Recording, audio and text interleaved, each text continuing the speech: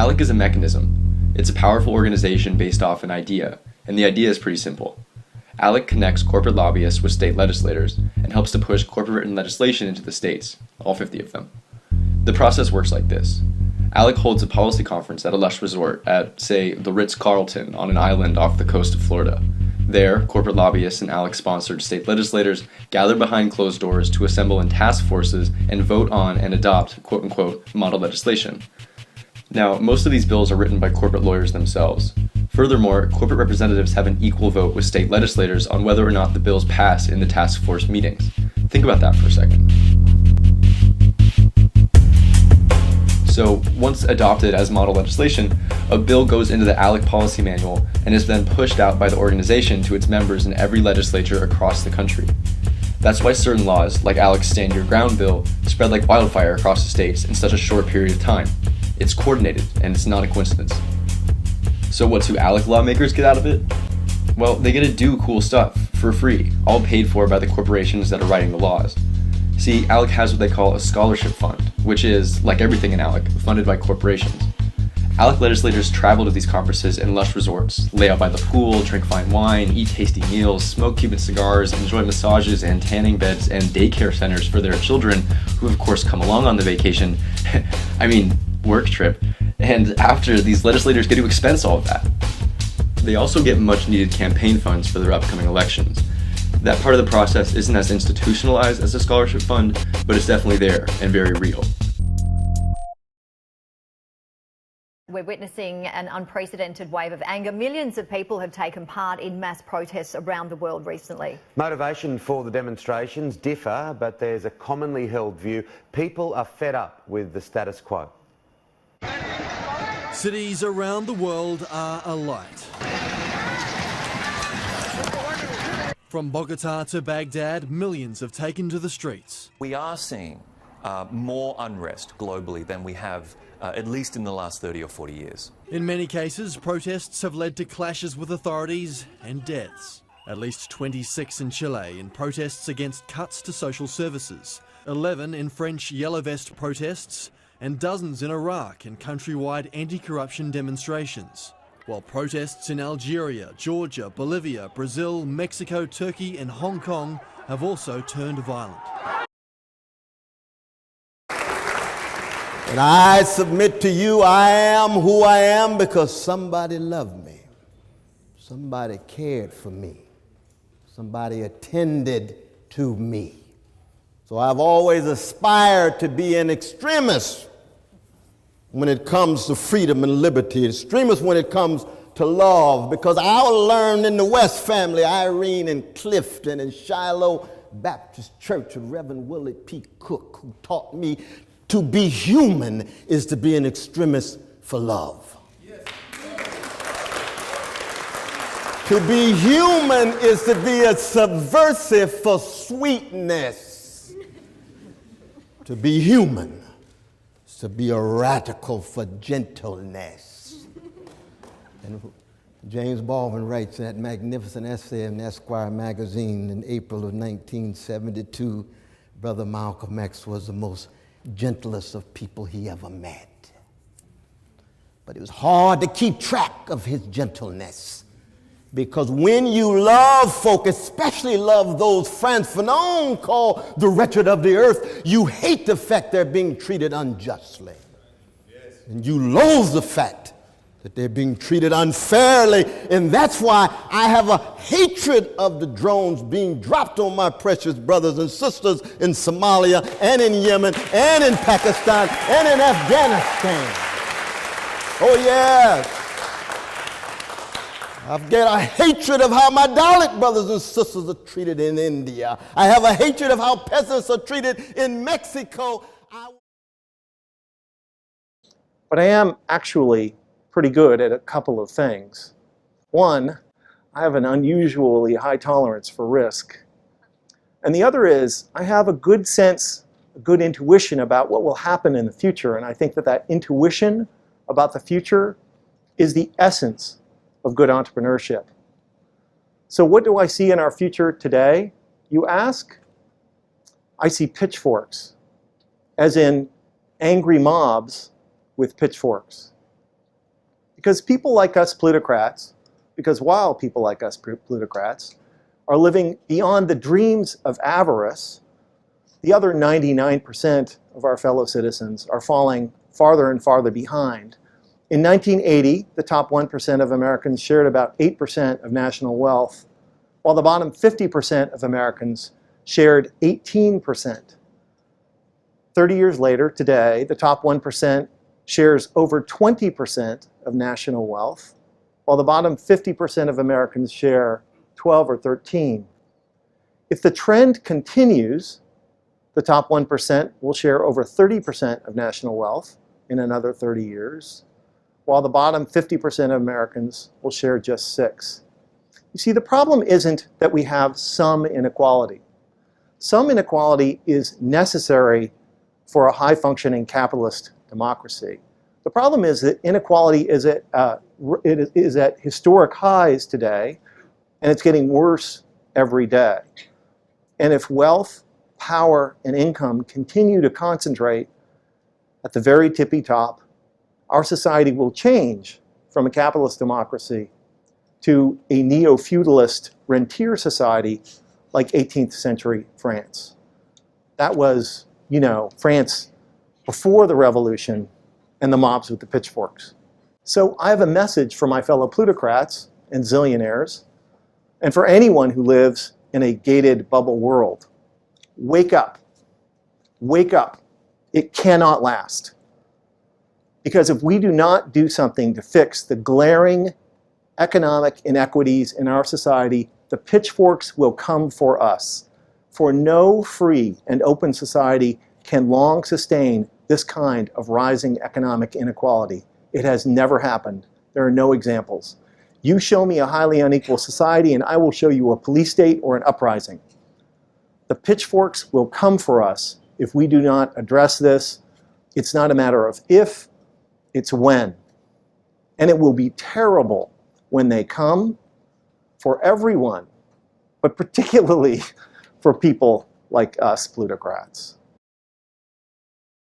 But I'm a revolutionary Christian, which means I understand that there's greed inside of all of us. All of us have gangster proclivities. We need democratic accountability. And what the Wall Street movement, what the Occupy Wall Street movement was all about was the call for democratic accountability for corporate hypocrisy, corporate mendacity, and corporate criminality.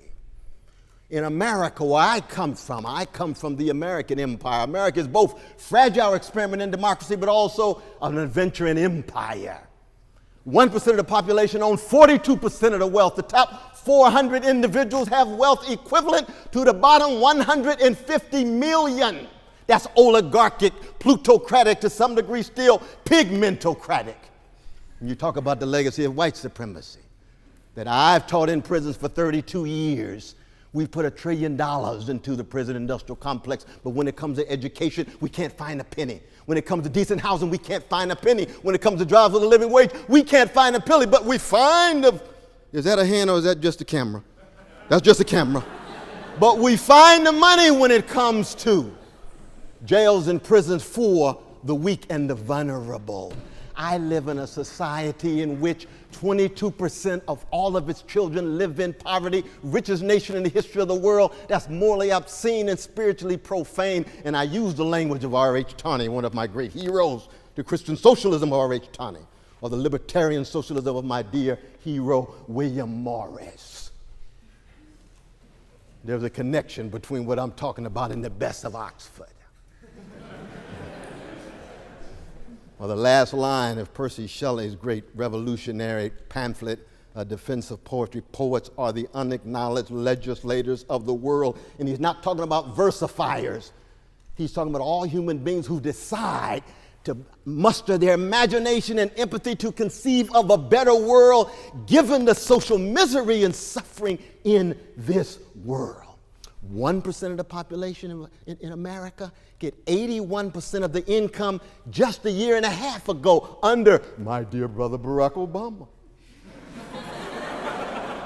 With his Wall Street government, with his connection to oligarchs and plutocrats. The only reason why the Occupy Wall Street movement took off in the way in which he did. It was the major public response to the class war that's being waged for 30 years against poor and working people, where you get a transfer of wealth from poor and working people to the well-to-do.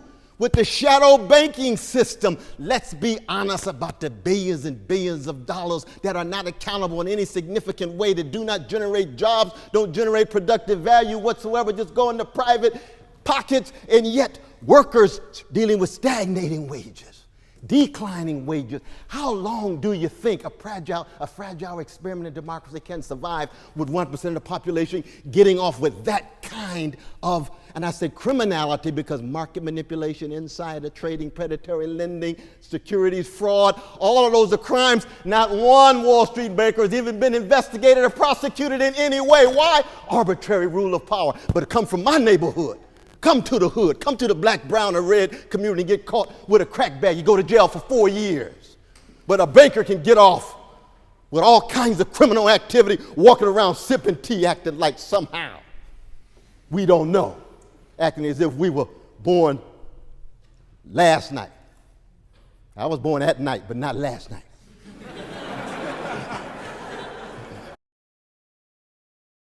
Better.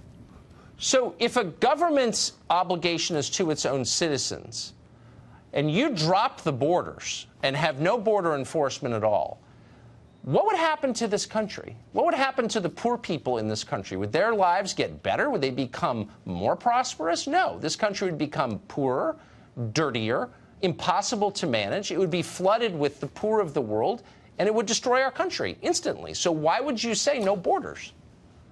Well, I mean, again, no, you got a variety of voices in the Democratic Socialists of America. We like a jazz orchestra. You got different perspectives and orientations. We all don't agree on one particular policy all the time. This is true in terms of Israeli occupation of Palestinians. Some are in the middle, some are much more critical, like myself. The question is, how do you keep track of the rich humanity of Mexican brothers and sisters, of those coming from Latin America, those coming from Africa, those coming from Haiti, and those coming from Europe and Asia? That's the important thing. We know the history of America, other than indigenous peoples and Africans who've been enslaved, was to open the borders, to bring folk in, to allow people to gain access. But it's not a matter of no borders at all. It's a matter of how do you ensure that their dignity is affirmed when they arrive, so that you don't end up having the kind of neo-fascist policies of the Trump administration, separating these precious children from their mothers and fathers. That's silly, as you well know. But how do you think that the descendants of Americans... But hold on. How do you think the descendants of American slaves benefit when you bring in 25 million illegal immigrants from the third world? Does that elevate poor Americans? I don't see any evidence that they get richer or happier when you bring in more poor people. You ignore their problems. That's why we don't pay any attention to their problems anymore. My dear brother, but if we were having this discussion 100 years ago and you had millions of people coming from Jew-hating Europe, Irish-hating Britain, and Ireland, I mean, all the folk who came into the making of slices of this nation, did it not allow for the kind of coming together in which poor and working people would be able to straighten their backs up and speak with dignity and decency about issues that affect all of us? That's the history of the nation, with the exception of the African slaves and the precious indigenous peoples. So the idea that somehow now that the immigrants are here, and a lot of the immigrants who've only been here 1 or 2 generations now become the definitive authority defining what it is to be an American. How hypocritical can you get? I've been here 9 generations coming out of enslaved people, and I can still embrace my Mexican brothers and sisters. I can embrace a whole host of others coming from around the world. But it's not just a matter of no borders. I don't believe in just no borders myself. It's a question of making sure their dignity is affirmed when they get here. Then you got to get a hold of the DSA of New York's Twitter account, because they're saying some pretty reckless we got a number of voices in DSA. I love them. We believe in disagreement. We believe in disagreement. You were just talking about disagreement in terms of defending civil liberties. I believe in protecting civil liberties. Yours, mine, Page's, Bernie Sanders, Mumia Abu-Jamal's, a whole host of folk. But we have to be consistent. It can't just be right-wing. You always lose me at the end, Cornell. Thank you so much for coming on. I hope you will come back. Cornell West. What happened today is that hundreds of people marched to the 28th precinct in Harlem, and at that point, in response to a call from Carl Dix and Cornel West for people to carry out nonviolent civil disobedience, a couple of dozen people linked arms and were arrested in front of the 28th precinct. This is the beginning of a movement to stop and frisk. Today was the first day. Then there's going to be actions in Brooklyn, in Queens, in the South Bronx, other areas of the city. This movement is not going to stop till stop and frisk is stopped.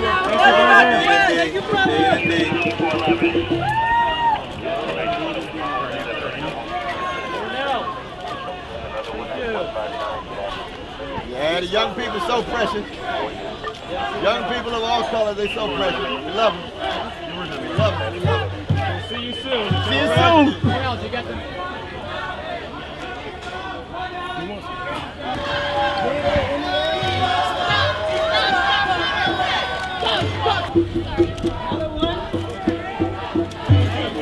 Stop and frisk has got to go.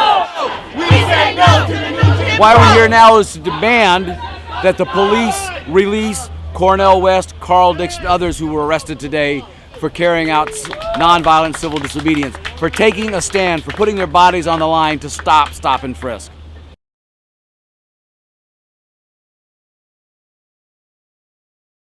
How does the Democratic Party come to terms with Obama and his legacy? Because it's clear that hardly anyone wants to critically examine it. So you can't say too much about the Wall Street bailout explicitly.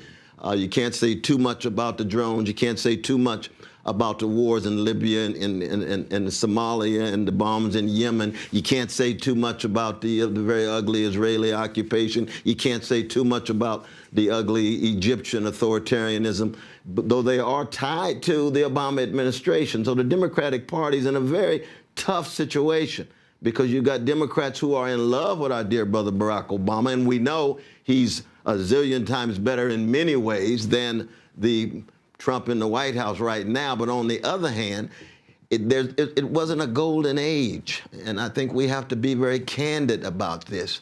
And this is part of the tightrope that needs to be walked, I think, by those part of the progressive wing of the Democratic Party, because you had to be able to tell the truth. You had to be committed to the suffering of poor and working people. I don't care where they are. They could be in Tel Aviv and Gaza. They can be in Mexico City or El Paso. They can be in Guatemala or Ethiopia or Somalia, Dalits in India, Uyghurs in China, and so forth.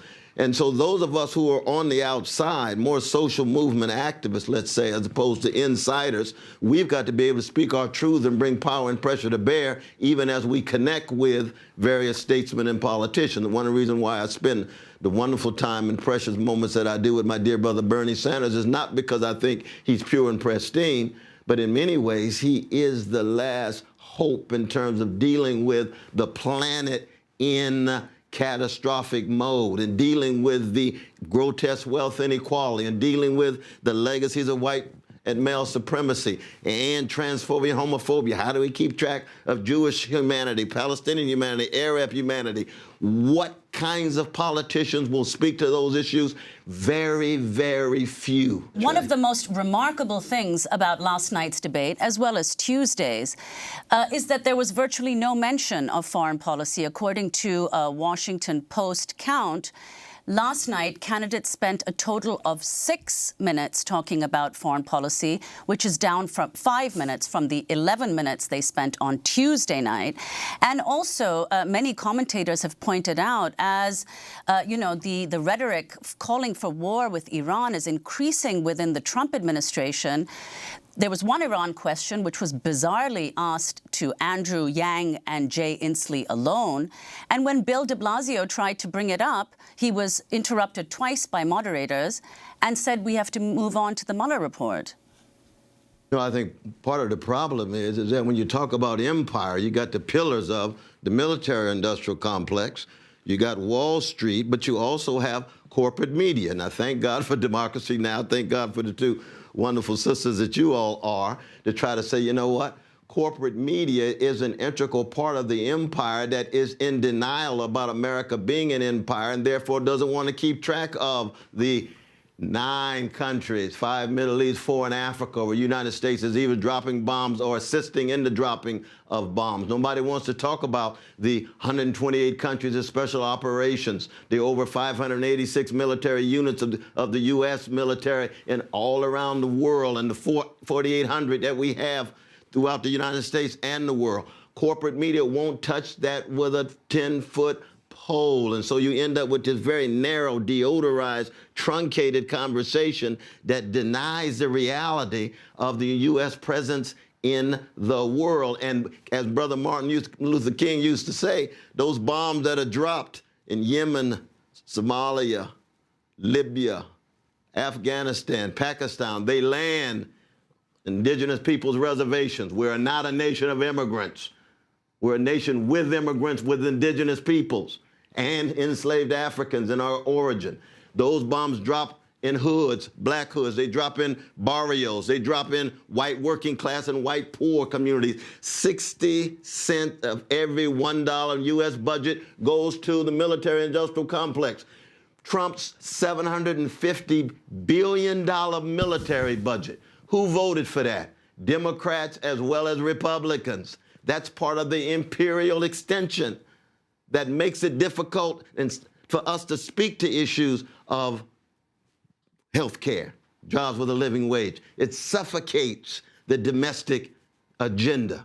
And Martin Luther King Jr., our dear sister Dolores and Cesar Chavez and others, those grand exemplars of the social movements of the past, they understood that. And I think that's part of the challenge that we have to bring. As you know, there are a lot of Americans who don't just accept the status quo. They're very engaged in democracy and this election that's upcoming. I see a lot of #resist online and people calling themselves the resistance. In this way, is it a productive use of their advocacy for American democracy, or do you feel like it's misguided? I think, I think the word resist is good because it calls attention to the fact that what's happening isn't just a change of policy, but a change of regime. We are living through a slow regime change in the U.S. towards some kind of more authoritarian oligarchy.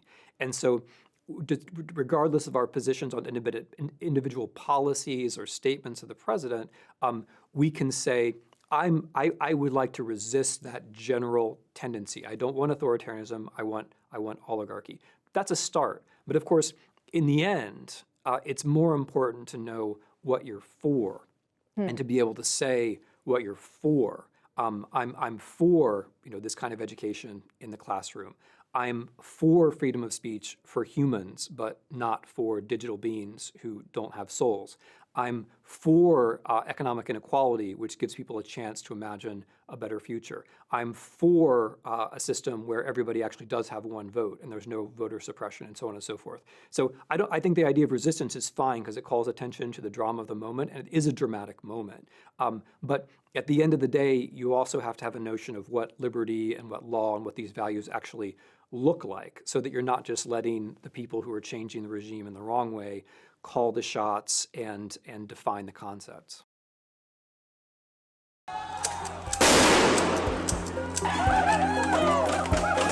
It seems like everywhere you look, there are protests. There has been a rise in protests around the world. While all protests may not be shown on the news or on social media, more footprints are being left behind by people marching the streets for change. But why the sudden surge? And do these protests have something in common? A common theme in each: frustration with economic inequality, government corruption, and inaction. I think neoliberalism and austerity is really the core of this, but connected to that are issues of government corruption and inaction on the problems that have been caused by neoliberalism and austerity. So I think all of those are connected together and are all grounded in this real problem that we're seeing emerge from a capitalist moment that's really created a global inequality and also an inequality within nations and within communities. Some demonstrations have lasted months despite police crackdowns like in Hong Kong, while others died down more quickly because of harsh responses from the states. This includes widespread arrests and security pushback leading to injuries and even death in Iraq. Protesters target crowded locations like highways, public transit, and even international airports. The purpose of these events is to try and disrupt and to try and really push people and challenge them to think differently and to act differently. If we didn't want any disruption, we wouldn't have any sort of social change or activism at all. It needs to be disruptive to be effective. But have these protests made a difference or brought any kind of change? The positive effect is that governments feel pressured by the demands of protesters, and they feel the need to respond to the issues that protesters are raising. Chile's President Piñera fired his ministers and reshuffled his entire cabinet in an attempt to settle mass protests that began over a hike in subway fares. Hong Kong leader Carrie Lam scrapped a controversial extradition bill that sparked large protests for democratic freedom and plunging the city into recession.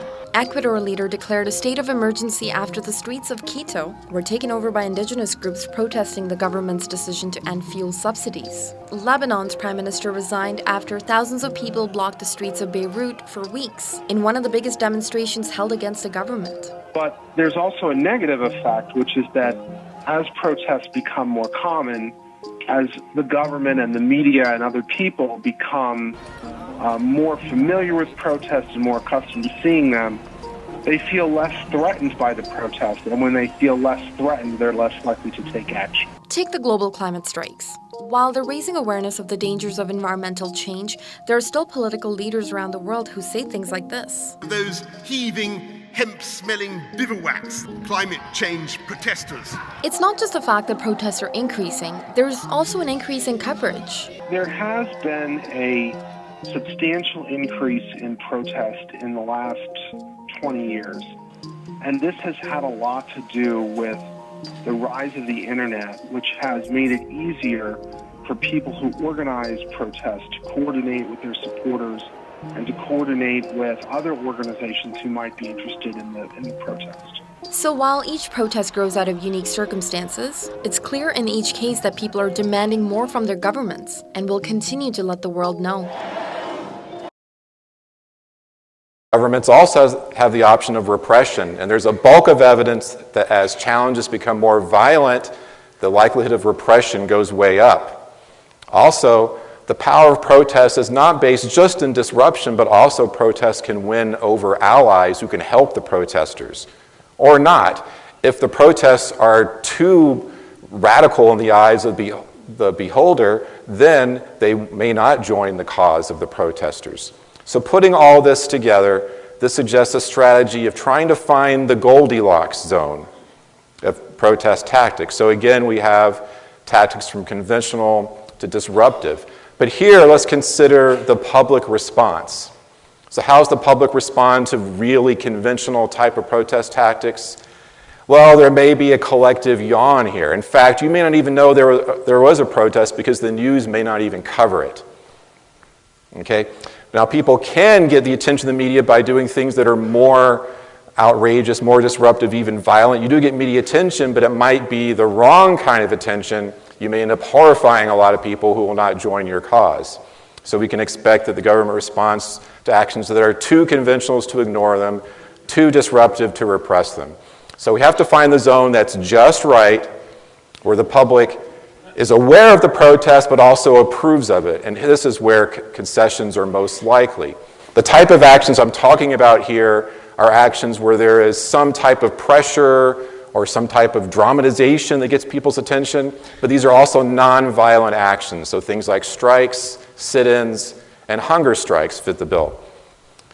It also helps to have realistic demands and objectives. If your goal is to overthrow the government or to get rid of all inequality, you're probably not going to be successful. It helps to be persistent. Protests usually do not work overnight. And it helps to mobilize a lot of people. Even more conventional actions can be more successful if you have tens of thousands of people who show up. Like with most things in life, there's no guarantee here, but there's evidence that this is a strategy which helps to answer the question of how to fight the power. Thank you.